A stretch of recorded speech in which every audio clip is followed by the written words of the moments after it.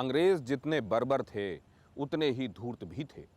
उन्होंने झूठ के पुलिंदे को इतिहास की शक्ल देकर बच्चों को पढ़ाया। उन्होंने अपने बच्चों के दिमाग में हिंदुस्तान और यहां की जनता के खिलाफ जहर भर दिया। अंग्रेजों के बर्बर कुचक्र ऐसे हैं जो सिहराने वाले हैं। अंग्रेजों के झूठ का एक ऐसा है स्मारक कोलकाता में है, हॉलवेल स्मारक, जिसकी कहानी बेहद खौफनाक है।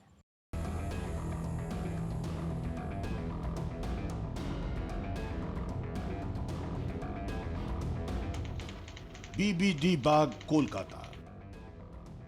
इस जगह का नाम कई दफे बदला, लेकिन पहचान कोई नहीं बदल पाया। आजादी के आंदोलन के कई अहम अध्याय इस जगह लिखे गए।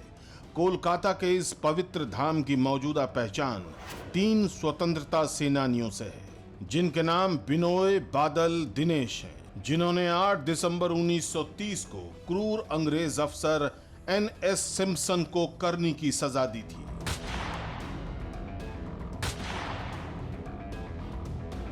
सिम्पसन्स को राइटर्स बिल्डिंग में गोलियों से भूनकर शहीद हुए तीनों सेनानियों के नाम से जो जगह जानी जाती है, उसका इतिहास बेहद भयानक है।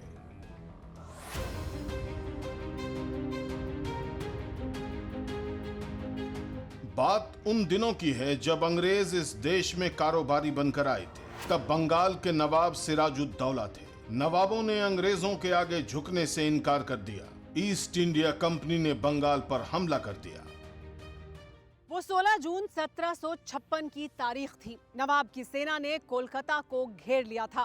अंग्रेज गवर्नर जॉन ड्रेक अपने कमांडर, अपने परिषद के ज्यादातर सदस्यों, महिलाओं और बच्चों के साथ हुगली नदी पार कर भाग गया। कोलकाता गैरिसन को काउंसिल के एक जूनियर सदस्य जोनाथन हॉलवेल के जिम्मे छोड़ दिया गया।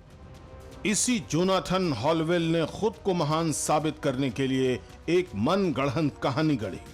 हॉलवेल ने नवाब सिराजुद्दौला के बंदी होने के दौरान एक काल कोठरी की कल्पना की। हॉलवेल के मुताबिक नवाब सिराजुद्दौला के कब्जे में 146 अंग्रेज थे, जिन्होंने 18 फीट गुना 14 फीट की कोठरी में ठूंस दिया गया। इस काल कोठरी में सिर्फ 2 छोटी खिड़कियां थी। इस काल कोठरी में सिर्फ 3 या 4 कैदी ही रखे जा सकते थे। हॉलवेल ने दावा किया कि इस काल कोठरी में दम घुटने से सैकड़ों अंग्रेज मर गए। बाद में इस झूठी कहानी को सच साबित करने के लिए हॉलवेल ने कोलकाता में एक स्मारक बनाया। कोलकाता के डलहौजी स्क्वायर पर बने इस स्मारक की हकीकत पूरा बंगाल जानता था। हॉलवेल के दावे का कोई सबूत नहीं मिला। जितने सबूत मिले उनसे साबित हुआ कि सभी अंग्रेज नवाब की सेना से युद्ध में मारे गए। लेकिन इसी इतिहास को अंग्रेजी किताबों के जरिए इंग्लैंड में पढ़ाया जाने लगा। लेकिन जब आजादी के आंदोलन ने जोर पकड़ा, तब नेताजी सुभाष चंद्र बोस ने हॉलवेल स्मारक को जमींदोज करने की ठान ली। जून 1940 में नेताजी सुभाष चंद्र बोस जैसे ही जेल से छूटे, उन्होंने खुद इस बात का ऐलान कर दिया कि वो हॉलवेल स्मारक को तोड़ने खुद ही चले जाएंगे। इस बात से अंग्रेज इतने घबरा गए कि दोबारा से नेताजी सुभाष चंद्र बोस को गिरफ्तार कर लिया। लेकिन अंग्रेजों का ये दाव उल्टा पड़ गया। नेताजी की गिरफ्तारी के बाद से उग्र प्रदर्शन होने लगे। अंग्रेज हुकूमत को नेताजी के आगे झुकना पड़ा, लेकिन चालबाजी दिखाते हुए हॉलवेल स्मारक को डलहौजी स्क्वायर से ब्रिटिश सरकार ने चर्च में शिफ्ट कर दिया। पूरी दुनिया के इतिहास में ऐसी मिसाल एक भी नहीं है कि विजेता ने अपने विजय स्तंभ को खुद हटा दिया हो, वो भी उस लीडर के डर से जो जेल में बंद रहा हो।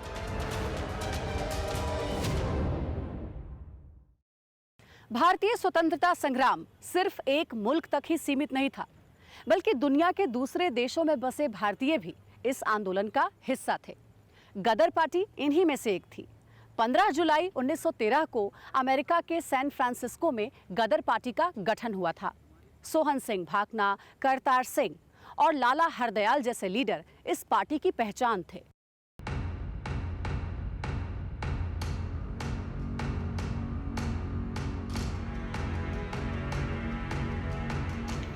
तेईस मई 1914, वैंकूवर, कनाडा। कोलकाता में कोमागाटा मारू जहाज पर सफर कर 376 भारतीय वैंकूवर पहुंचे। अंग्रेज हुकूमत के अत्याचारों से आज़िज़ आकर इन्होंने वतन छोड़ा था। इस जहाज को गदर पार्टी से जुड़े गुरदीत सिंह ने किराए पर लिया था। बंदरगाह पर पहुंचते ही कनाडा ने 376 में से सिर्फ 24 को वैंकूवर में उतरने की इजाजत दी। बाकी मुसाफिरों को भारत लौट जाने के लिए कहा गया। वैंकूवर से चला कोमागाटा मारू जहाज 6 महीने बाद दोबारा कोलकाता पहुंचा। बजबज बंदरगाह पर अंग्रेज फौज उनका इंतजार कर रही थी। अंग्रेज अफसरों ने जहाज में सवार लोगों को पंजाब जाने के आदेश दिए। बाबा गुरदीत सिंह को अंग्रेज गिरफ्तार करना चाहते थे। इसका विरोध हुआ तो अंग्रेजों ने जहाज पर गोलियां चलवा दी। 20 से ज्यादा सिख मारे गए।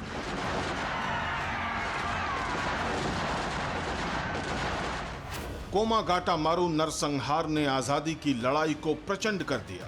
12 फरवरी 1915 को विदेशों में रह रहे गदर पार्टी के नेताओं ने अंग्रेजों के खिलाफ विद्रोह का ऐलान कर दिया। विदेश से हथियारों के साथ क्रांतिकारी भारत लौटने लगे। ब्रिटिश हुकूमत के खिलाफ सशस्त्र विद्रोह का प्लान बना। रास बिहारी बोस को गदर पार्टी की कमान सौंपी गई। पूरी रणनीति को मियां मीर, फिरोजपुर, मेरठ, लाहौर और दिल्ली की फौजी छावनियों में लागू किया गया था। कोहाट, बन्नू और दीनापुर में भी विद्रोह उसी दिन होना था।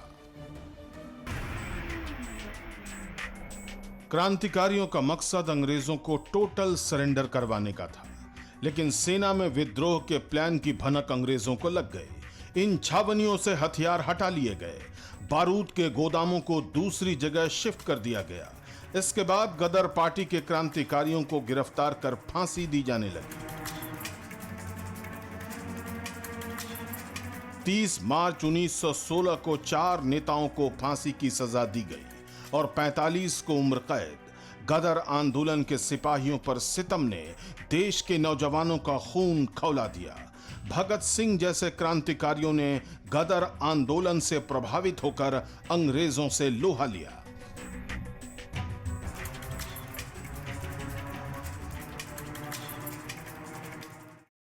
अंग्रेजी राज से पहले केरल का मलाबार इलाका मैसूर रियासत के अंतर्गत पड़ता था।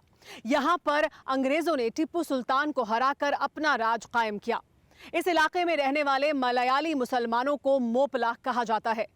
मोपला ज्यादातर छोटे व्यापारी और छोटे किसान थे। वहीं दूसरी तरफ बड़े किसान और बड़े व्यापारी उच्च वर्ग के हिंदू थे, जिनके यहाँ मोपला बटाईदार या काश्तकार के तौर पर काम किया करते थे।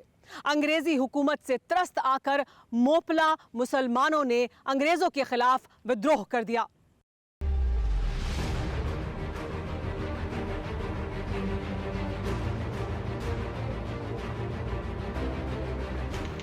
तेईस दिसंबर 1926 दिल्ली। भारतीय हिंदू शुद्धि सभा के आश्रम में स्वामी श्रद्धानंद से एक अजनबी ने मुलाकात का वक्त मांगा। स्वामी श्रद्धानंद की तबीयत नासाज थी। निमोनिया ने उन्हें बहुत बीमार बना दिया था। इस हालात में भी उन्होंने समाज सेवा की चर्चा के लिए अजनबी से मुलाकात की हामी भर दी। भेष बदलकर आए उस अजनबी ने स्वामी श्रद्धानंद पर गोली दाग दी।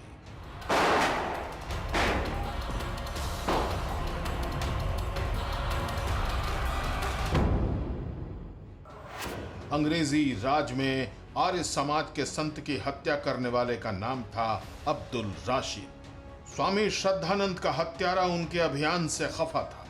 स्वामी श्रद्धानंद मोपला विद्रोह के दौरान धर्म परिवर्तन के खिलाफ अभियान चला रहे थे। केरल के मालाबार का ये वही मोपला विद्रोह है जिसका इतिहास अपने अपने हिसाब से नेताओं ने लिखवाया। लेकिन इस विद्रोह का आगाज अंग्रेजों से आजादी की मांग के लिए हुआ था। मोपला विद्रोह शुरुआत में अंग्रेजों के खिलाफ था, जिसका समर्थन महात्मा गांधी ने किया था। आंदोलन के बड़े नेता के तौर पर ली मुसलियार थे। मालाबार में ब्रिटिश हुकूमत के खिलाफ शुरू हुआ आंदोलन अचानक कुछ घटनाओं से हिंसक होता गया। इसमें 20 अगस्त 1921 की तारीख का वाकया सबसे अहम था। इस दिन अंग्रेजों की पुलिस फोर्स वडाक्यवट्टील मोहम्मद को गिरफ्तार करने पहुंची थी। अपने लीडर की गिरफ्तारी के विरोध में 2000 मोपलाओं ने अंग्रेजों पर धावा बोल दिया। उस रोज तो अंग्रेज बैकफुट पर चले गए, लेकिन अगले दिन पूरी तैयारी के साथ अंग्रेज फोर्स तिरुरंगदी की मंबरम मस्जिद में घुस गई। धर्मस्थल में पुलिस के दाखिल होने पर फसाद हो गया।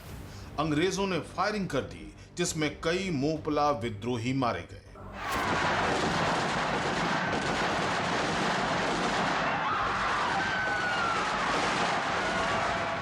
यहीं से पूरा मालाबार सुलग उठा। मोपला विद्रोहियों और अंग्रेजों के बीच भीषण संघर्ष शुरू हो गया। 19 नवंबर 1921 करीब 100 मोपला विद्रोहियों को ट्रेन के जरिए मालाबार से कोयंबटूर भेजा जा रहा था। जहां रखा गया था वो माल ढोने की बोगी थी।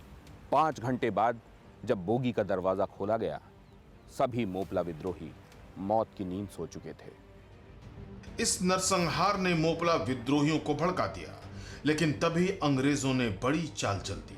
मोपला विद्रोह के बड़े नेताओं को गिरफ्तार कर आंदोलन को मजहबी फसाद में तब्दील कर दिया। कहा जाता है कि मोपला विद्रोह के दौरान हजारों हिंदुओं का कत्लेआम हुआ और हजारों हिंदुओं को धर्म बदलने के लिए मजबूर होना पड़ा, जिसके बाद आर्य समाज की ओर से शुद्धि आंदोलन चलाया गया।